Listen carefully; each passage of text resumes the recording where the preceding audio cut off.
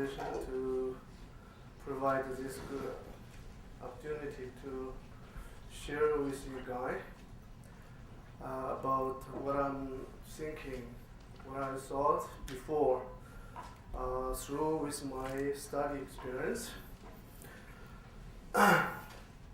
We clearly,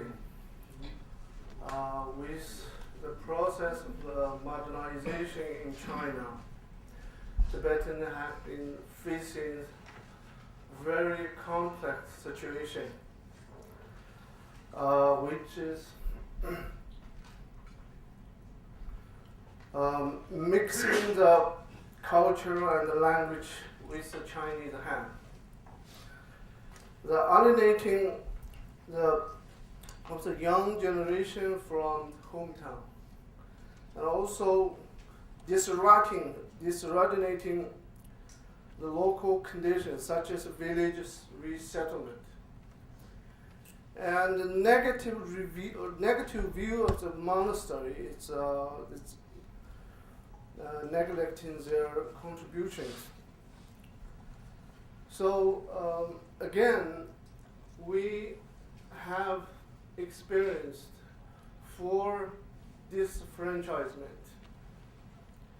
Some parts are continuing now. Political disenfranchisement, which is from 1950 to 1960. And then after the 6 years, we start to experience the cultural disenfranchisement until 1976. And after that year, 2 years, and then again we also experienced economic disenfranchisement until 1995. And then we also experiencing now spiritual disenfranchisement. Those four kind of disenfranchisement causing so much problem for any level of the society in Tibet. Not only individual, not only scholar, but also that's farmers, herdsmen. So all are facing this complex situation. Now it is crucial to analyze how to maintain and revive the Tibetan language in this social context. I have been through this many years with my work experience. Finally, that I realized the most important is now the villages are as a final station. It's very key in the process of changing. Why? I try to answer this why. Divide my talk into the 5 sections. First is a introduction. Second is a historical review, and the third one is a example of the autonomy law. Right now, the implementing in a practical way. The other one is the reality of Tibetan language using in Tibet. And the final one part is conclusion. And this talk will mainly focus on the village as the basis for maintaining of the Tibetan language. these have two factors that I wanted to emphasize. One is external factors. One is the internal factor. Why we have such a work hard in any level of the society, but the result is that is not we expected before. The external factor is over politicalization of the Tibetan issue. Why? I want to give example from the township government. If the person who really loves works for Tibetan side, and then they're not creating a new law. They just want to implement what's the autonomy law. And then here, when they went to the county level, they're asking, okay, here is a law. Now, would you permit to us to implement that?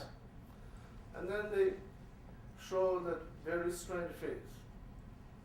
Okay, you could do it. And then after the few months or the few 1 year, they will lose the position. That's never appeared in the document.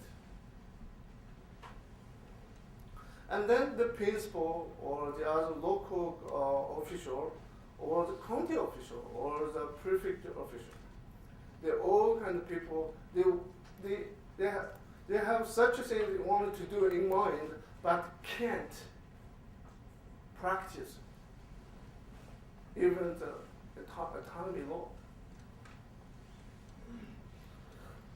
This external factor, it's affecting the many different work and many different professional jobs. The internal is mass education.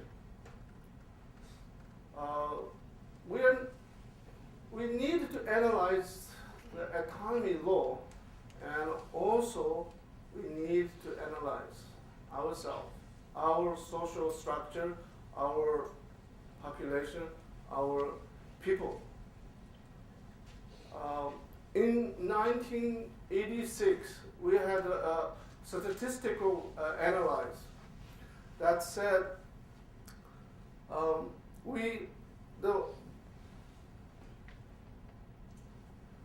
if we analyze the whole educated population, it's only the level is up to the grade 4.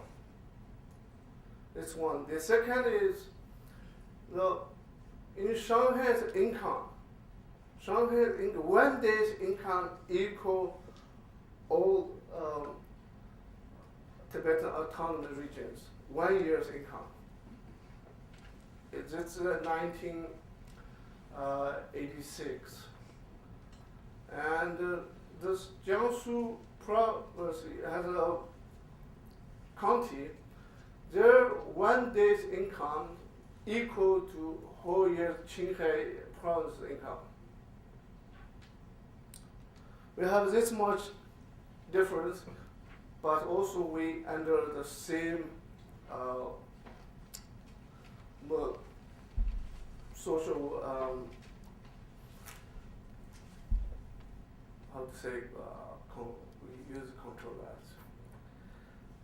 This is generally the factor. Those two major factors influencing so much about the process of the development in Tibet. And we also have a current language dilemma.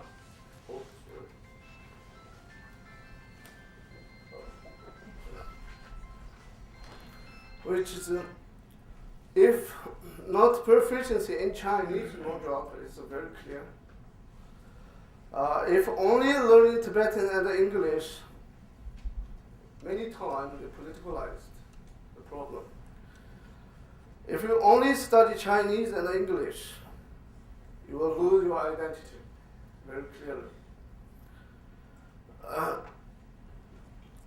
Then I interviewed and met many village teachers through my work. The village teachers asking bilingual education researcher how to make the language choice. Who should make decision? Society, principal, parents, or kids themselves? We're in the very cusp of the approach. But many experts in the Chinese minority education experts or Tibetan or other minority education experts, they're not, until today, not clear. They made 26 kind of definition of the minority education. Not clear yet. So this ununified theory misleading the reality of the Tibetan education. Many principles pointed out by the top of the level of the government. For example, last year in my hometown, they appointed a local Chinese Han to be a principal in the school. Before, the model is they teaching the Tibetan from grade 1, and then they teaching the Chinese after grade 3. When he got that position, he suddenly changed without thinking the social contact. Okay, now from this September of the year, we start to teach the Chinese with grade 1, and then we'll teach the Tibetan after grade 3. And then the villagers are so angry, but they don't have an idea where to go, where to ask him, how to change this kind of situation. And then I phoned them, organized a committee at the village to go to the county level, ask them. And then they went. Says, when the county education bureau says, we never made this change. And then the village come back to that principle. This kind of struggle, and not a struggle, real struggle, this kind of a movement that starts in the village by themselves.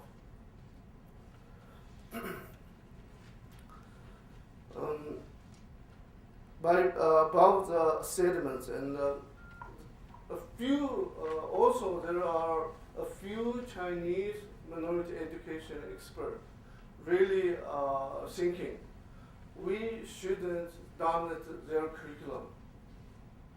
A few, I don't know, I'm not sure in Beijing or any other place, but in Western province, the few Chinese scholars thinking that, but they're still arguing.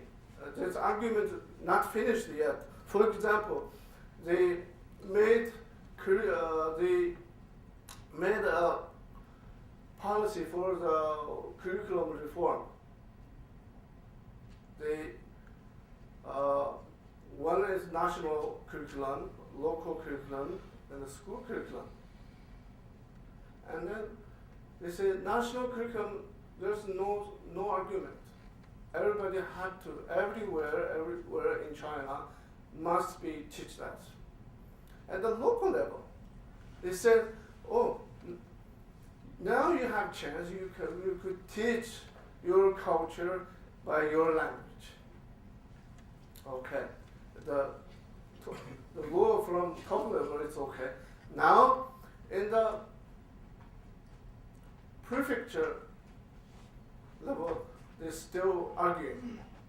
A few Chinese scholars and the Tibetan and also the other group of Chinese scholars says, let them teach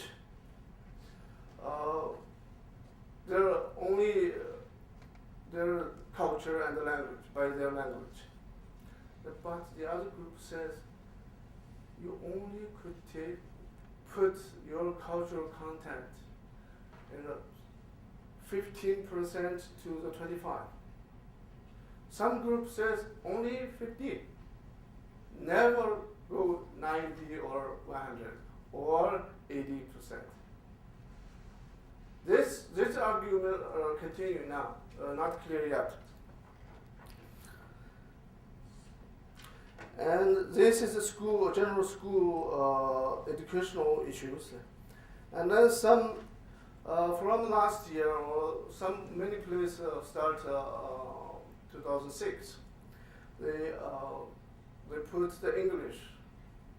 Now it's in the teaching the 3 languages in the primary school. The many places, for example, Tianzhu in the Huali, with Tibetan we call Huali, there many parents gave up learning the Tibetan to transfer into the English and the Chinese school. That's really affected the parents' attitude. For example, they closed the Shifan last few years. And this. And then I will move on the second part. It's a historical review about the Tibetan language. As you know, I found this book.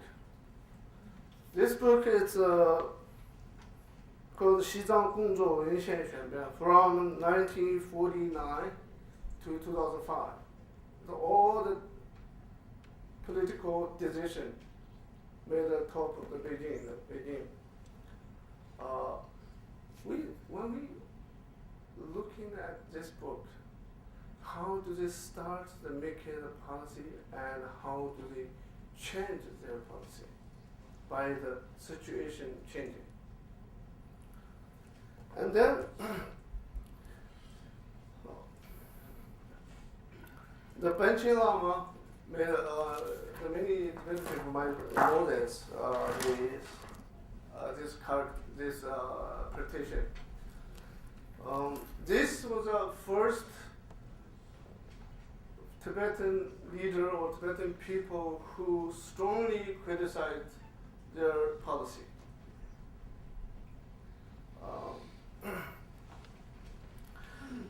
The main reason is he asking that all levels of government in Tibet need to use the language Tibetan. And then finally he said, we don't want our language to be a folk language. This is his part. And then the 1980, in this book, they made a decision where it says Chinese people, Han people who work and live in Tibet, who must be learning Tibetan language and literacy. Otherwise, you can't make good service for Tibetan people.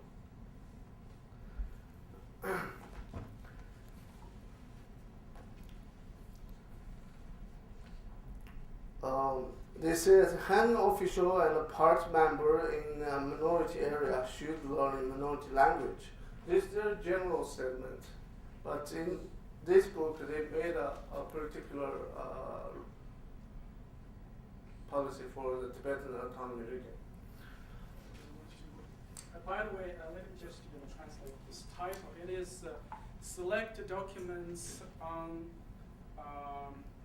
the undertakings in Tibet, in TLR, Xizang, particularly in TLR.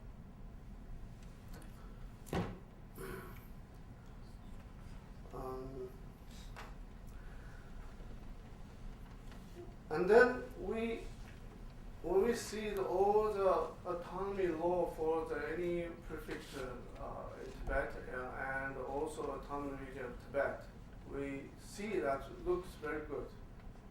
Looks very good. I haven't had a chance to criticize or analyze all of them. We need to do that. And it looks very good. But the problem is from the theory, from the policy to practice. We never get this situation as a whole picture. What kind of people shrinking this policy into the practical situation? Who doing that?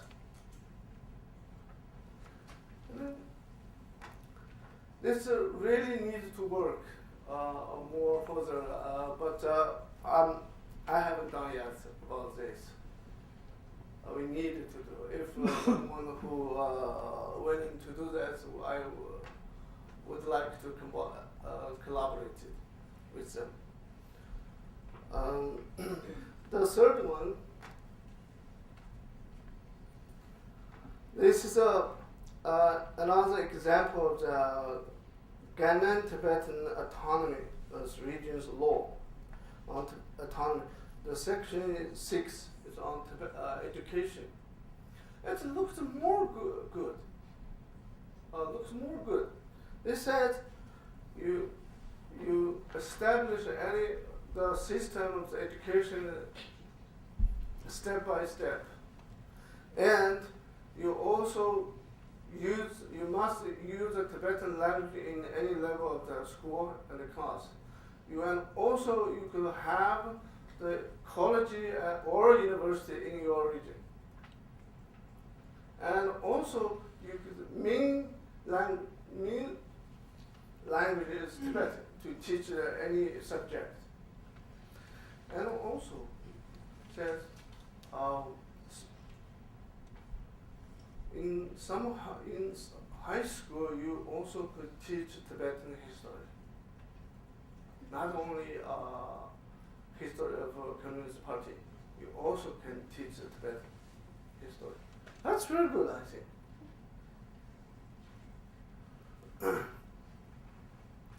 And also you can enhance all of the characters and the minority culture and art. The minority in Gannan, the prefecture, the majority of the population in Tibet, which means we have a law to implement in the practical way to teach and to use and to develop our culture and art and also the language.